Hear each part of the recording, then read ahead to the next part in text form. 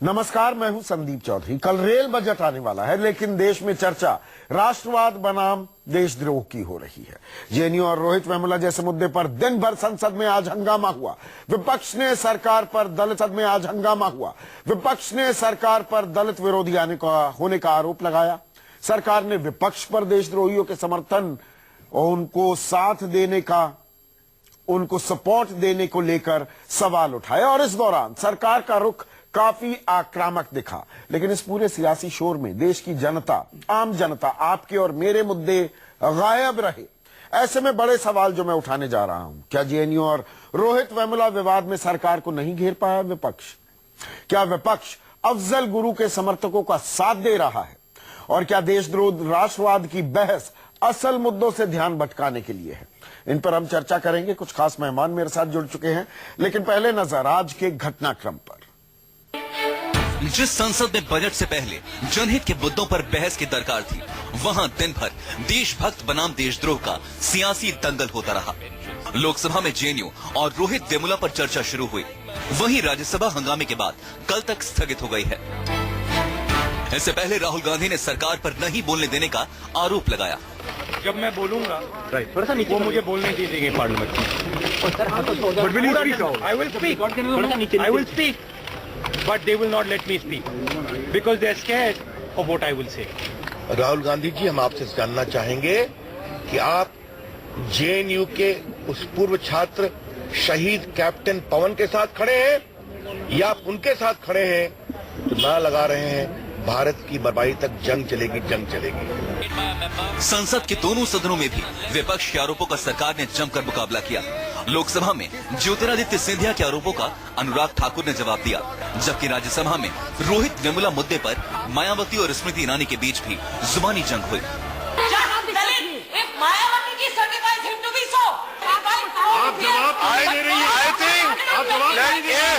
आप जवाब दीजिए ना, चिल्लाने से काम नहीं चलेगा। इसमें एक दलित प्रोफेसर को कोऑप्ट किया गया था, जो इम्पोर्टेंट था। मैं कहती हूँ, अगर मेरे जवाब से आप संतुष्ट न हो, आज इस सभा में कहती हूँ मायावती जी, मैं आज बसपा के एक एक कार्यकर्ता और आपके नेताओं से कहती हूँ, सरकरम करके आपके चरणों में छोड़ देंगे अगर मेरे जवाब से आप असंतुष्ट हो। इंस्पेक्टर एमएल शर्मा की बात आती है तो राहुल जी भी उनके यहाँ नहीं जा पाए, लेकिन उनके घर पर गए जिनका आतंकवादी होने का आरोप ही नहीं लगे बल्कि उनको मार गिराया गया। इसलिए तय आपको करना है, आप अफजल गुरु के साथ हैं या संसद के साथ है, भारत के लोकतंत्र के साथ है। राज्यसभा में उस वक्त और हंगामा हो गया जब केसी त्यागी ने स्मृति ईरानी और मनु स्मृति को जोड़कर बयान दिया। हंगामे के बाद राज्यसभा स्थगित हो गई, लेकिन इस पूरे दिन में संसद के अंदर कहीं भी उन मुद्दों पर कोई चर्चा या बयानबाजी नहीं हुई जिन मुद्दों और दावों पर चुनकर ये सरकार आई थी। अमित कुमार के साथ रमन कुमार, दिल्ली, न्यूज़ 24। और मेरे साथ चर्चा में बीजेपी के राष्ट्रीय प्रवक्ता डॉक्टर सुधांशु त्रिवेदी, रीता बहुगुणा जोशी मेरे साथ जुड़ चुकी हैं, कांग्रेस की वरिष्ठ नेता हैं, हनन मुल्ला साहब सीपीएम के वरिष्ठ नेता, आरएसएस के विचारक, संघ के विचारक राकेश सिन्हा मेरे साथ हैं, और स्टूडियो में मेरे साथ वलीलुल्लाह कादरी, नेशनल प्रेसिडेंट हैं एआईएसएफ के। सुधांशु त्रिवेदी, राहुल गांधी से बहुत डर गए हैं क्या आप? बोलने नहीं देते उन्हें?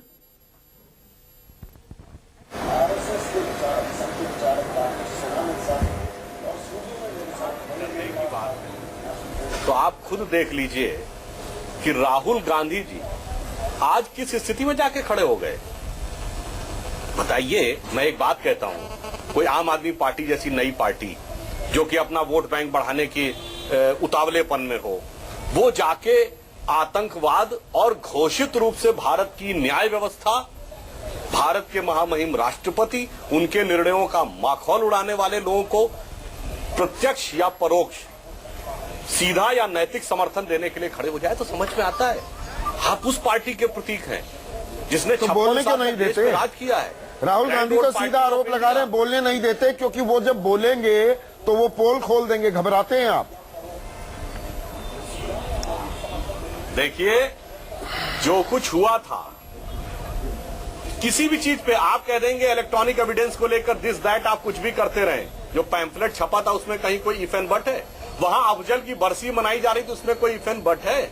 और तो और क्या घाटी के हुर्रियत के नेताओं ने दिल्ली में हुई गिरफ्तारियों के सुधांशु, अभी एचआरडी मिनिस्टर स्मृति ईरानी लोकसभा में बोल रही हैं। हम देखते हैं कि वो अभी सीरियल के मोड में है या कुछ गंभीर बात कह रही हैं। सुनते हैं उनको। कांग्रेस पार्टी दिसंबर 2014, 4 सितंबर 2015, 30 सितंबर 2015, 6 अक्टूबर 2015, 20 अक्टूबर 2015, 19 नवंबर 2015, 6 जनवरी 2016, ये सारे पत्र हमने निवेदन हेतु लिखे ताकि चाहे वो सांसद कांग्रेस के हों या किसी और पार्टी के हों, जिन उत्तर का वो हमसे उम्मीद बांध कर बैठे हैं, जिस उम्मीद को लगाए बैठे हैं उस उम्मीद को मैं पूरा करूं। ऐसा नहीं, आज ऐसा नहीं होता। इस सभागार में मुझ पर आरोप लगाया गया कि किस अधिकार से मैं चिट्ठी लिखती हूँ। उन कांग्रेस के नेताओं से विनम्रता पूर्वक मैं ये दस्तावेज दिखाती हूँ। प्लीज 5 मई 2011 को मैं बात करूं। नारायण स्वामी जी जो कांग्रेस के नेता, you please take your seat. उन्होंने एक पत्र में लिखा, please go to your communications, please go to your seat. पहले आप सीट पे तो you go to your seat, then only I will say something. How can I say? No, you will have to go to your seat. No, first आप बहाना मत बनाओ। Please please, this is not the way. Please तो लोकसभा में हंगामा जारी है। बड़े आक्रामक रुख और तेवर अख्तियार किए हुए हैं स्मृति ईरानी ने। स्मृति पर तो हम बात करेंगे, लेकिन रीटा बहुगुणा जोशी सिर्फ ये कहकर नहीं मुझे बोलने नहीं दिया जाएगा, अपना पल्ला झाड़ रहे हैं क्या? राहुल गांधी के पास जवाब देने को दरअसल कुछ नहीं है, घेरने को कुछ है नहीं। दे रहा और किसकी पोल खुलने का डर लग रहा है। हाँ, मैं वही पूछ रहा हूं। अभी उनको भी रिस्पॉन्ड करने दीजिए। देखिए, आज बहुत ही सीरियस विषय पे डिबेट हुआ और जिस तरह से जवाब भारतीय जनता पार्टी के शासकीय तरफ से आ रहा है, वो जवाब देने के बजाय ऑफेंसिव पे ज्यादा है। राहुल गांधी जी को जो कुछ कहना है वो कहते रहते हैं और आज सदन में बहुत जोरदारी से कांग्रेस ने अपनी चिंताएं रखी और कांग्रेस ने नहीं, सब दलों ने रखी। नहीं, जब वो ये आरोप लगाते हैं कि मुझे बोलने नहीं दिया जा रहा, वो दरअसल अगुवाई क्यों नहीं करते? आपके हमले की अगुवाई राहुल गांधी के बजाय ज्योतिरादित्य सिंधिया क्यों करते हैं? ये तो पार्टी का निर्णय, इसमें आप थोड़ी तय करेंगे कि कौन करेगा। हाँ। हमारी पार्टी डेमोक्रेटिक पार्टी है, हर एक को मौका देती है। राहुल गांधी जी इस विषय पे बहुत बोल चुके हैं और हमारी पार्टी की लाइन सब स्पष्ट है। ज्योतिरादित्य जी हमारे एक मजबूत साथी हैं और पार्टी ने उनको चुना है तो उनका उसका डिसीजन है। लेकिन मैं आपसे ये कहना चाहती हूँ, राहुल जी ने कहा कि जब भी वो बोलने खड़े होते हैं विपक्ष के ट्रेजरी बेंचेस की तरफ से बहुत शोर होता है और वो लोग चाहते हैं कि राहुल गांधी जी की आवाज दब जाए। ये उनका विचार था और ये बात तो गलत नहीं है।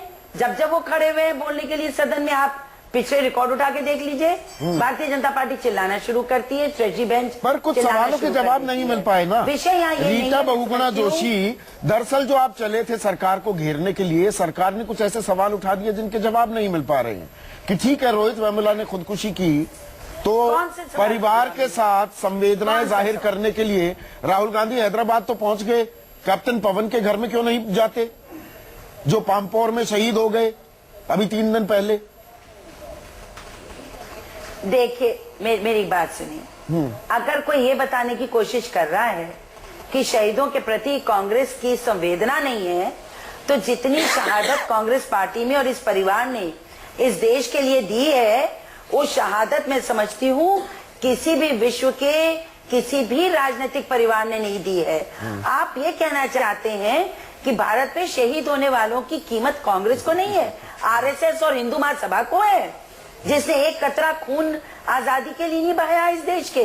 वो लोग हैं जो बैठे हुए हैं खून बहाकर अपनी राजनीति करते हैं, दंगे कराकर राजनीति करते हैं, जो चाहते हैं कि समाज दो फाड़ में बढ़ जाए, आर्थिक मामलों को सुलझाने के बजाय, रोजगार महंगाई कम करने के बजाय वो अब हर जगह पर जो है वो सांप्रदायिक झगड़ा करवाते हैं, वो समाज को बांटने की कोशिश करते हैं। आनंद मोला साहब पूछे कि रोजगार क्यों है, मैंने सुनी आपकी बात रीता जी। दो विश्वविद्यालयों को दो फाड़ में बांट देंगे आप। आनंद मोला साहब, लेकिन जो विपक्ष का एक कोहेरेंट अटैक होना चाहिए था, रीता जी मैंने सुनी ना आपकी बात। जो ये सरकार कर रही है उसकी आप उसकी बात को समझिए। मैं आपको बोलने दे रहा हूँ ना, खंडित कर देंगे। हाँ। जिस तरह से ये चल रहे हैं। ठीक है आनंद मोला साहब, मुझे एक चीज बताइए, विपक्ष का आज जो घेराबंदी थी वो कोहेरेंट दिखी क्या आपको? दरअसल जिन मुद्दों पर आपने घेरने की कोशिश की, चाहे वो जेएनयू का विवाद हो या वो रोहित वेमुला की खुदकुशी का मामला हो, एक सुर में विपक्ष सरकार को घेरता नहीं दिखा और सरकार ने इसे देशद्रोह बनाम देश प्रेम में तब्दील कर दिया। नहीं, हमारा जो विरोधी पार्टी का जो कहना था उसको कॉन्साइज और कॉम्प्रिहेंसिव ढंग से रखना चाहिए था। हाँ। कुछ भाषण कमजोर हुआ है, कमजोर हुआ, ये बात मान रहे हैं, मगर इसका मतलब नहीं है, इसका मतलब नहीं है कि हमारा मुद्दा कमजोर है। हाँ। वो जो आज जो देश प्रेम का, जिसके जन्म में कभी देशो प्रेम का एक बूंद नहीं था, जो ब्रिटिश का दलाल था पूरा आजादी का संघर्ष में, वो सबको देशो प्रेम का पाठ पढ़ा रहा है। तो इसलिए ये जो साथ है एक भी दिखा सकता पिछले आजादी नहीं देखिए, पब्लिक पॉस्चरिंग में आनंद मोला साहब आप सबसे तजुर्बेकार हैं। का कुछ देखा है? आनंद मोला साहब आप यहाँ पर सबसे तजुर्बेकार हैं, मुझे ये बताइए, politics is also about public posturing. जो पॉस्चरिंग हो रही है उसमें कहीं ये संदेश तो या ये संकेत तो नहीं जा रहा है कि बीजेपी दरअसल देश प्रेमी ताकतों के साथ खड़ी है, चाहे वो विक्रम सिंह चौहान जैसे लंपटों पर हाथ लगाने से गुरेज करती हो। मैं संकेतों की बात कर रहा हूं, संदेश की बात कर रहा हूं, और कहीं ना कहीं संदेश ये जा रहा है कि देश विरोधी फिरका परस्त जो ताकतें हैं, जो देश विरोधी नारे लगाती हैं, उनके समर्थन में कांग्रेस और सीपीआई सीपीएम खड़ी है। बिल्कुल सही नहीं है। हम हाँ। देश विरोधी के साथ हम पूरा विरोध किया है, मगर हमारा जो देखा है, हम ये मुद्दे को घुमा देता है। हाँ। इंस्टीट्यूशन को बर्बाद करना चाहता है, इंस्टीट्यूशन का जो आजादी है उसको बर्बाद करना चाहता है, राइट टू जो फ्रीडम है स्पीच का, ये बर्बाद करना चाहता है। हमारा देश में देशो प्रेम क्या है?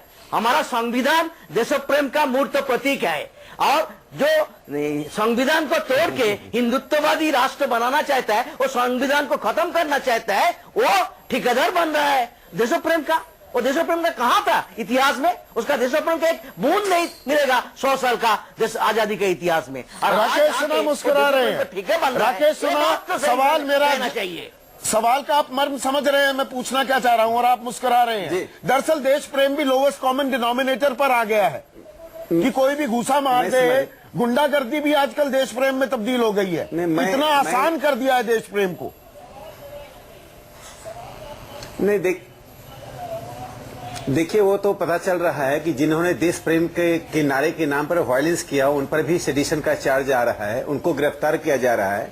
मैं दूसरी बात कहना चाहता हूं, मैं अपने वामपंथी साथियों से एक बात कहना चाहता हूं कि मुझे लगा कि लोग अनुभव से परिपक्व होते हैं और सीखते हैं, गलतियां स्वीकार करते हैं और अपने हित में, मैं अपने हित की बात नहीं कर रहा हूं, मैं वामपंथ के हित में कर रहा हूं। 42 में गलती की, 47 में गलती की, 62 में गलती की, और उसके कारण की क्या दुर्गति हुई।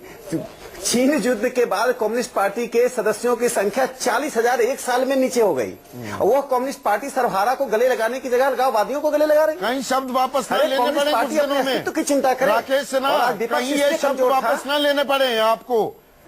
जो वाम खेमा हाशिए पर जाता दिख रहा था, उसे कहीं पॉलिटिकली रेलेवेंट तो नहीं बना दिया पिछले 2 हफ्तों में आप लोगों ने? पिछले 2 हफ्तों में पॉलिटिकली रेलेवेंट तो नहीं बना दिया। मेरी बात सुन लीजिए, मेरी बात सुन लीजिए। अखबार की सुर्खियां बनने से पॉलिटिकली रेलेवेंट नहीं होते हैं। मैं 2 बातें बताना चाहता हूं। यथार्थ राकेश सिन्हा, मुझे रोकना पड़ेगा आपको। स्मृति ईरानी फिर खड़ी हुई है बोलने के लिए, जरा उनकी बात सुनते हैं। मैं आता हूं आपके पास। मुझे जो जानकारी प्राप्त हुई है उसे ओवैसी साहब और मैं गुहार लगा रही हूं मदद की कैबिनेट मिनिस्टर, मैं गुहार लगा रही हूँ मदद की कैबिनेट मिनिस्टर। आज मैं कहती हूँ और आप चेक कर लीजिए, आप चेक कर लीजिए कि पुलिस ने जो तेलंगाना के हाई कोर्ट में दस्तावेज दिए हैं उसमें क्या लिखा गया है। उसमें ये लिखा गया है कि पुलिस को सूचना शाम को 7:20 को मिलती है।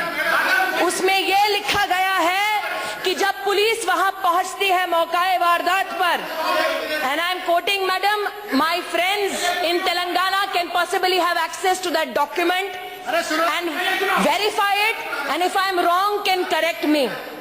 पुलिस ये कहती है that when they rushed to the university, they found the room open, dead body removed from the hanging and kept on a table. A handwritten suicide note was written which did not blame anybody and specifically stated that nobody is responsible for this act.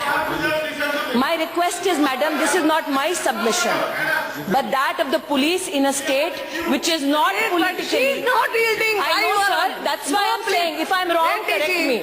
No, nothing. What is it? I personally was there. He was in a meeting. Immediately he called the intelligence IG, Mr. Shivdar Reddy. He told him to inquire about what has happened. After 15 minutes, the IG intelligence came and told about all this. And he also said that the mob is there. तो लोकसभा में तो गर्मा गर्म बहस जारी है। अब ये जेएनयू विवाद, रोहित वेमुला की भी थोड़ी बात कर ली जाए। पहले सुधांशु त्रिवेदी, मैं आपसे एक टिप्पणी चाहूंगा। आप संजीदा व्यक्ति हैं। ये लोकसभा की कार्रवाई देख रहा था मैं, कुछ राज्यसभा की भी मैंने दिखाई, या मैं एक सीरियल देख रहा था, केंद्रीय मंत्री मैं अपना सर कलम करने को तैयार हूं वगैरह वगैरह। इस एक्सटेंट तक जाने की जरूरत होती है क्या डिबेट की? देखिए, वो उसका कारण जानते हैं क्या है? अभी जो स्मृति ईरानी जी बोल रही थी और जो उनका अभी वक्तव्य अधूरा रहने दिया गया, वो ये था कि रोहित वेमुला की मृत्यु की सूचना 7:30 बजे मिलती है। जो उन्होंने बोला, पुलिस पहुंचती है तो घटना स्थल पे लाश हटाई जा चुकी है और जमीन पे रखी गई। उसके बाद आप पुलिस के रिकॉर्ड से चेक करिए कि पुलिस को उस डेड बॉडी की एक्सेस कब दी गई है। सुबह 6:30 बजे। इस 12 घंटे में उनकी मृत्यु कब हुई रोहित की, इसका कोई डॉक्टरी वेरिफिकेशन तक नहीं कराया गया। तो अगर आप देखें तो घटना के साक्ष्य बहुत ही संदिग्ध हैं। और यहां तक कि जिस प्रकार का 4-5 पेज का सुसाइड नोट है, सामान्यतः जो व्यक्ति आत्महत्या करने जा रहा होता है उसमें इस प्रकार का सुसाइड नोट लिखना, फिर उसके अंदर बहुत सारे करेक्शंस करना, फिर काटना, ये सब जब पुलिस की फोरेंसिक जांच में सामने आएगा तो मेरे विचार से बहुत से ऐसे तथ्य निकल के सामने आएंगे। यानी कि आप ये कह रहे हैं कांग्रेस और विपक्षी दलों की गलत बयानी के चलते। रीता बहुगुणा जोशी, आपका रिस्पांस चाहूंगा। आप लोगों की मैं गलत ये कह रहा हूं एक वाक्य में और गलत आरोप तकनीकी दृष्टि से भी गलत है और राजनीतिक दृष्टि से भी गलत है। इन्हीं के चलते आहत हुई, भावुक हो गई स्मृति ईरानी कि वहां पर बिल्कुल एक तरह से एक वो सीरियल की नायिका के अंदाज में सरकलम करने की बात कहने लगी।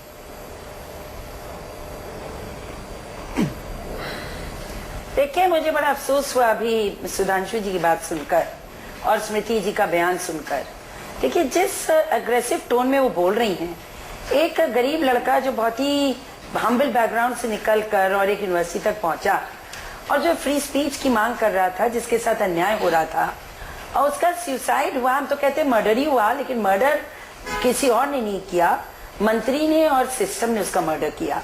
तो इस मुद्दे को अब फिर से घुमाने की कोशिश की जा रही है कि बॉडी लटकी थी, गिरा दी थी, नोट था, उसने किसी को अक्यूज नहीं किया। क्या बताना चाह रहे हैं कि ये सिस्टम की वजह से नहीं मरा, इसको किसी ने मार दिया, उसके दोस्तों ने मार दिया? कहां ले जाना चाहते हैं जांच को? देखिए, हर बात को घुमा देना और इस तरह के एक सजेशन थ्रो करना, मैं तो बहुत खतरनाक समझ रही हूँ इस बात को। ये तो सुधांशु रिस्पॉन्ड कर रहे हैं, रिबट कर रहे हैं सुधांशु। हाँ, जग विदित है कि उसकी जो है वजीफा तक बंद हो गया था। ये स्पष्ट है कि उसको बाहर तंबू में रहना पड़ रहा था। एक गरीब माँ बाप का बेटा, एक सिंगल मदर ने उसको पाला। अगर इतने स्ट्रेस में है और जो भी सर्कमस्टांसेस हैं उसको रफा दफा करने के लिए पहले कह दिया। सुधांशु रिस्पॉन्ड कीजिए, मुझे ब्रेक लेना है उसके बाद। पाया जनता में, तो अब ये दूसरा थियरी लगा रहे हैं।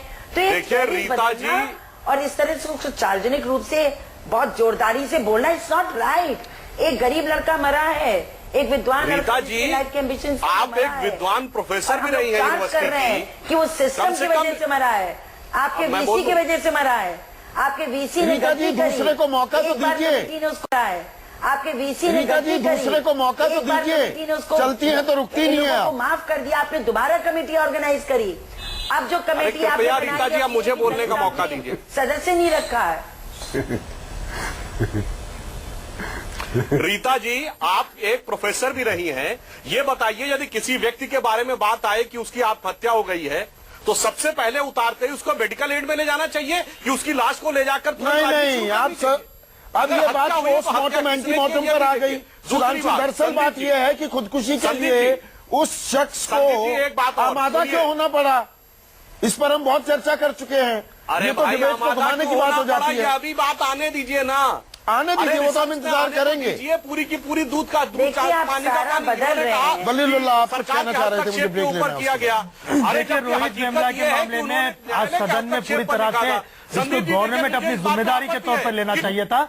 अपनी जिम्मेदारी के तौर पर गवर्नमेंट लेकर माफी मांगनी चाहिए थी। स्टूडेंटों के साथ एक हमारे एडमिनिस्ट्रेशन की तरफ से एक हत्या हुई और हम इसके लिए न्याय करेंगे और इनको पूरी तरह से इंसाफ मिलेगा, बोलना चाहिए था। लेकिन बॉडी क्यों निकाली गई और किसने सर्टिफिकेट दिया, ये क्या कितनी बेशर्मी के साथ आज एक मौत। सुधांशु, आपका रिस्पॉन्स सियासत की, ये देखिए, ये वाजिब सवाल पूछ रहे हैं। क्या जहाँ बात होनी चाहिए मौत क्यों हुई, ये देश के अंदर क्या हो रहा है हमारे साथ, जहाँ पोस्टमार्टम एंटीमार्टम हो रहा है। जी सुधांशु, छोटा सा रिस्पॉन्स चाहूंगा। जी मैं कहना चाहता हूं, बिल्कुल संदीप जी, जैसे ही किसी व्यक्ति के बारे में यह शक हो कि उसकी डेथ हो गई या नहीं, उसे डॉक्टरी जांच के लिए ले जाना चाहिए या प्राथमिक डॉक्टरी चिकित्सा के लिए ले जाना चाहिए। संसद में आज इस पर चर्चा थोड़ा होगी, ये कैसा संसद में इस बात पर चर्चा होगी। ये बताइए कौन सा मजाक है? संसद में क्या ये कहेगी सरकार कि हम शर्मिंदा है कि एक छात्र को खुदकुशी करने के लिए मजबूर होना पड़ा, या आप संसद में देश को ये बताएंगे कि कैसे पोस्टमार्टम हुआ, क्या हुआ, क्या नहीं हुआ? जिम्मेदारी ले जाते वो इस तरह से वाकया पेश आया, मेरे हिस्सानी के अंदर इस तरह से वाकया पेश आया, उन्हें माफी मांगनी चाहिए। 10 सेकंड चाहिए, 10 सेकंड मेरी तरफ से देखिए, सब रिस्पॉन्ड करना चाह रहे हैं तो मैं क्या करता हूँ, एक सेकंड। वलीलुल्लाह, सुधांशु जी, राकेश जी, क्योंकि सभी रिस्पॉन्ड करना चाह रहे हैं, ये ऐसा इमोटिव इशू है और बहुत जरूरी भी है, तो मैं एक छोटा सा ब्रेक ले लेता हूं, दोबारा से ये सिलसिला शुरू करेंगे और इस पर हम चर्चा करेंगे ब्रेक के बाद।